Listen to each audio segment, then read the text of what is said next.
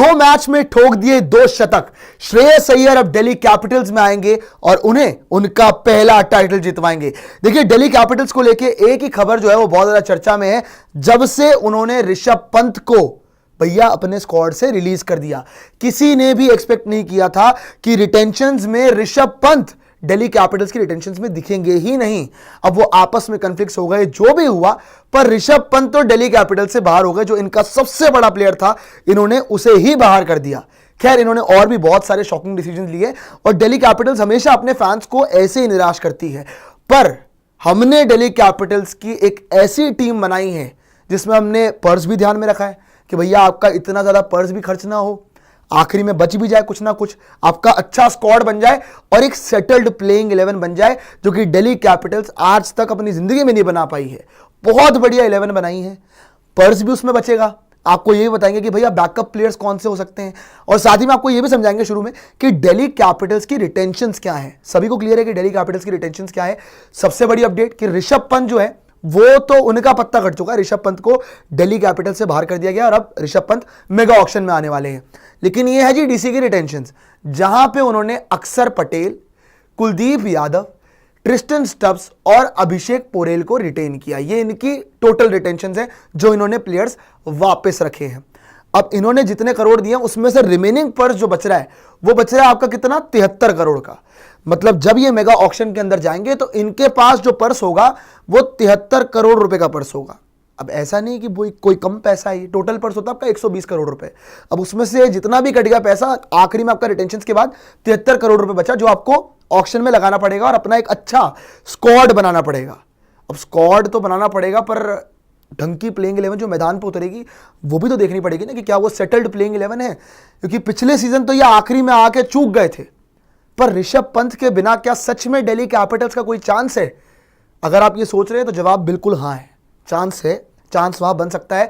लेकिन भाई ऋषभ पंत नहीं है, बट किसकी कप्तानी में? श्रेयस अय्यर की कप्तानी में। क्योंकि खबरें सामने आ रही है कि दिल्ली कैपिटल्स शायद क्या पक्का जो बातें भी चल रही है कि श्रेयस अय्यर की घर वापसी कराए।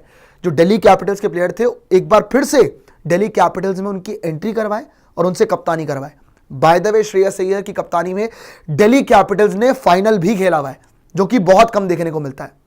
पर दिल्ली कैपिटल्स के लिए ऑक्शन में क्या क्या टारगेट्स रह सकते हैं, इनको किन किन खिलाड़ियों को टारगेट करना चाहिए, वो जरा सबसे पहले डिस्कस कर लेते हैं। रिटेंशन आपको बता दी है, अब आपको बता देते हैं कि क्या टारगेट ये कर सकते हैं आईपीएल ऑक्शन के अंदर, 2025 के ऑक्शन के अंदर। अब यहां पे मैं देखूं, पहला आपका ऑब्वियसली आपको जो आपने गलती करी है या क्या करा है, आप रिटेंशन के लिए वेट, मतलब आरटीएम के लिए वेट कर रहे हो कि आप आरटीएम करना चाहते हो, राइट टू मैच यूज करना चाहते हो। बट जेक फ्रेजर मैकगर्क को आपको इनके ऊपर 100% आरटीएम यूज करना ही चाहिए, क्योंकि तगड़ा प्लेयर है। जब से इन्होंने वो दिल्ली कैपिटल्स की प्लेइंग 11 में जगह बनाई थी, ताबड़तोड़ पारियां खेली थी, हर किसी बॉलर को मारा था भैया, हर बॉलर को मारा था, चाहे बुमराह आ रहा था, चाहे जो मर्जी आ रहा था, बच्चा समझ के बिल्कुल खत्म कर दिया था हर बॉलर को। आगे अगर आप देखें, वहां पे आपको वेंकटेश अय्यर दिख रहे हैं। वेंकटेश अय्यर तगड़ा बैटर है, इनको टॉप ऑर्डर में बढ़िया बैटिंग कर सकता है इनके लिए, है ना जी। ऑप्शन अच्छा एक्सप्लोर हो जाता है, साथ में बॉलिंग भी कर सकता है भाई थोड़ी बहुत, अगर चांस मिले तो। हालांकि कम बॉलिंग करते हैं आज के लिए, बट वेंकटेश अय्यर का जैसा सीजन गया था केकेआर के लिए, केकेआर ने तो रिटेन नहीं किया उन्हें। अब दिल्ली कैपिटल्स के पास ये सुनहरा मौका है कि वेंकटेश अय्यर जैसा डिपेंडेबल प्लेयर उन्हें टॉप ऑर्डर में मिल सकता है। श्रेयस अय्यर की तो बात चली रही है कि श्रेयस अय्यर तो ये लाएंगे एज अ कैप्टन लेके आएंगे, क्योंकि केकेआर ने तो रिलीज कर दिया श्रेयस अय्यर को, बड़ा सरप्राइजिंगली। आगे देखें, नीतीश राणा मिडिल ऑर्डर में एक तगड़े बैटर, आशुतोष इनके लिए अच्छे फिनिशर बन सकते हैं। इनके पास ट्रिस्टन स्टब्स ऑलरेडी है, आशुतोष उनके साथ आ जाए तो फिर तो तबाहियां हो सकती है भैया दिल्ली कैपिटल्स की तरफ से। साथ ही में इन्होंने राशिक सलाम को भी बड़ा ही ब्लंडर किया, क्योंकि ये लोग अच्छा खासे अमाउंट में, मतलब 4 करोड़ में इनको वापस दे सकते थे, क्योंकि ये अनकैप्ड थे। पर दिल्ली कैपिटल्स वाली हरकतें ना करे, ऐसा तो हो ही नहीं सकता है। तो राशिक सलाम पे भी आप आरटीएम यूज करें और उनको वापस लेके आए प्रभु, उनको लेके आना पड़ेगा आपको वापस। ट्रेंट बोल्ट दिल्ली के लिए खेल चुके हैं, अच्छे बॉलर हैं, शुरुआती विकेट्स दिलवा सकते हैं इनको। और मुकेश कुमार को भी आप वापस लेके आए भाई, मुकेश कुमार को भी इनको वापस लेके आना ही चाहिए। नहीं लाते हैं तो खैर वो इनकी एक अलग बेवकूफ़ी है। पर देखिए, जो इनकी रिटेंशंस थी उसमें आपको जैसे मैंने बताया था कि अभिषेक पोरेल तो थे, बट उसके अलावा जो 3 नाम थे, ट्रिस्टन स्टब्स, कुलदीप यादव और अक्षर पटेल, वो तो प्लेइंग 11 में होंगे ही होंगे। पर उनके इर्द गिर्द क्या इनकी बेस्ट प्लेइंग 11 बन सकती है, वो भी जरा आपको समझाते हैं कि क्या वहां पे इनका बेस्ट चांस बन रहा है। जेक फ्रेजर मैकगर्क हमने रखा था, कैसे? आरटीएम के थ्रू ये वापस अगर लेके आए तो, और कितने में इनको मिल सकता है भाई? आपका 6 करोड़ में मिल जाएगा, उससे ऊपर तो जाएगा नहीं। और जेक फ्रेजर मैकगर्क रिसेंटली कोई बहुत अच्छा नहीं कर रहा है, थोड़ा सा उसकी वो टेक्निकल फ्लॉ दिखे हैं, बट अच्छा कर सकता है। दिल्ली का विकेट है तो दिल्ली का फ्लैट विकेट है, जेक फ्रेजर मैकगर्क पे आप आंख बंद करके उनको वापस ला सकते हो, आरटीएम उस पर यूज कर सकते हो, है ना। साथ में जो मैं आपको बोल भी रहा था कि इनके टॉप ऑर्डर में मदद करेगा Venkatesh Iyer. Venkatesh Iyer, Jake Fraser McGurk बहुत ही सेटल्ड ओपनिंग पेयर है। वेंकटेश अय्यर 10 करोड़ में मिल जाएगा इनको, अराउंड 10 करोड़ में या 11 करोड़ में, इससे ऊपर मामला नहीं जाने वाला। और लगातार लोग बड़े बड़े अमाउंट्स तो लगा रहे हैं, पर अल्टीमेटली बात यह है कि ये मिनी ऑक्शन नहीं है, मेगा ऑक्शन है, जहां प्लेयर्स कई सारे आने वाले हैं। थोड़ा बहुत दाम कटेगा, जो ये बहुत बड़े बड़े दाम लगा रहे हैं ना, शायद ये उम्मीदों से आपके परे चला जाए, तो वहां आपको वेंकटेश अय्यर भी देखने को मिल रहे हैं जेक फ्रेजर मैकगर्क के साथ, है ना जी। तगड़ा ओपनिंग पेयर है, कोई तोड़ नहीं है। 3 नंबर पे आपका श्रेयस अय्यर। श्रेयस अय्यर को जी वैसे तो इन्होंने बोला रिपोर्टेडली कि 25 करोड़ तक भी बिड लगेगी तो ये जाएंगे श्रेयस अय्यर के लिए, बट मुझे पर्सनली नहीं लगता कि श्रेयस अय्यर की 25 करोड़ की बिड लगेगी। 20 करोड़ में आ जाएंगे श्रेयस अय्यर, उससे ऊपर नहीं जाना चाहिए, मेरे ख्याल तो नहीं जाएगा मामला, है ना। श्रेयस अय्यर को ये 20 करोड़ में लेंगे। बाय द वे आपको ये जो 73 करोड़ का पर्स था उसी के अकॉर्डिंग बनाइए। अब यहां पे जैसे मैं आपको बता रहा हूं कि श्रेयस अय्यर आपके कितने में आ गए? 20 करोड़ में आ गए। नीतीश राणा भी केकेआर ने रिटेन नहीं किया है। नीतीश राणा अच्छा मिडिल ऑर्डर बैटर है, आपको 8-10 करोड़ में मिल सकता है, 8 करोड़ में मिल जाएगा। मैंने 8 करोड़ अमाउंट लगाया है, जो कि आपको नीतीश राणा इजीली मिल जाएगा, है ना। ट्रिस्टन स्टब्स आपके पास ऑलरेडी है, बढ़िया बैटर है, आपके लिए फिनिश कर सकता है गेम्स को। आशुतोष मैंने यहां पे ऐड किया। पंजाब किंग्स ने जो ब्लंडर किया था उसका फायदा दिल्ली कैपिटल्स को उठाना चाहिए और आशुतोष को लेके आना चाहिए, क्योंकि आशुतोष आपको अराउंड 5 करोड़ में मिल जाएंगे, उससे ऊपर उनका भी मामला जाना बड़ा मुश्किल है। जो आपको लग रहा है कि भैया आशुतोष का और ऊपर मामला जा सकता है जाने को, पर मुझे नहीं लगता कि आशुतोष इससे ऊपर जाएंगे, आपको मिल सकते हैं। बाद में अगर हम देखें आपका रासिक को आप ला सकते हैं आरटीएम के थ्रू, रासिक पे आप लगाएं भैया आरटीएम और उनको लेके आए आप, 6 करोड़ के अराउंड मिल जाएगा आपको। वो अच्छा बॉलर है, यॉर्कर स्पेशलिस्ट है। पहली बात तो आपको रिलीज ही नहीं करना चाहिए था, आपको रिटेन करना चाहिए था, 4 करोड़ में मिल जाता। पर खैर दिल्ली कैपिटल्स, वही वाली बात है ना, मैं बार बार बता रहा हूँ कि अपनी गलतियों से तो सुधरते हैं ही नहीं। ये दिल्ली, पंजाब, आरसीबी, ये तीनों की तीनों टीमें अलग ही डिस्ट्रक्शन है। पर चलिए कोई बात नहीं, रासिक रखा मैंने वहाँ पे, ट्रेंट बोल्ट रखा मैंने वहाँ पे।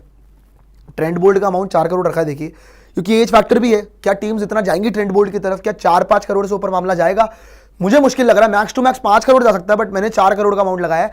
और मुकेश कुमार भी है वहाँ पे, मुकेश कुमार भी बाय द वे आपको दिख रहे हैं।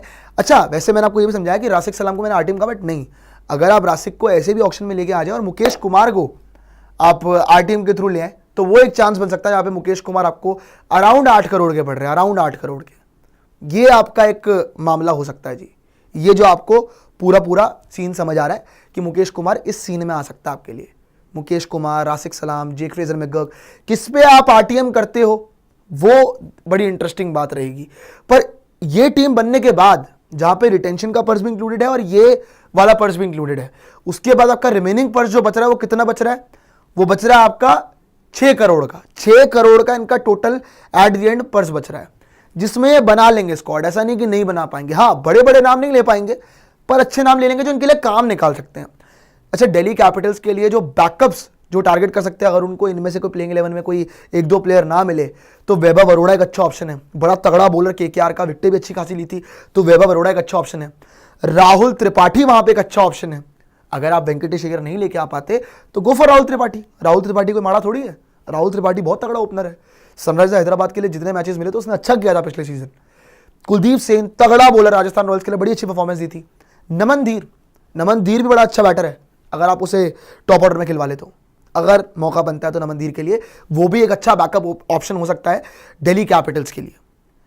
तो ये तो भाई इनकी best playing 11, best auction targets जो मैंने आपको बताए और इनकी रिटेंशन लिस्ट भी बता दी। श्रेयस अय्यर को भी ये लेके आ रहे हैं, एज ए कैप्टन लेके आ रहे हैं। Shreyas Iyer proven captain, KKR को आईपीएल जितवा चुका है। चाहे आप जितना मर्जी बोल लीजिए कि टीम बहुत अच्छी थी, श्रेयस अय्यर का कोई कंट्रीब्यूशन नहीं था, सारा गंभीर का कंट्रीब्यूशन था, नहीं, कैप्टन का भी कंट्रीब्यूशन होता है और अय्यर को उनका ड्यू क्रेडिट नहीं मिला आज तक। एक कप्तान जो कि दिल्ली कैपिटल्स जैसी टीम को फाइनल खिलवा चुका है और केकेआर जैसी बढ़िया टीम की कप्तानी करते हुए उन्हें तो जितवा ही गया, तो कैप्टन तो प्रूवन है भाई।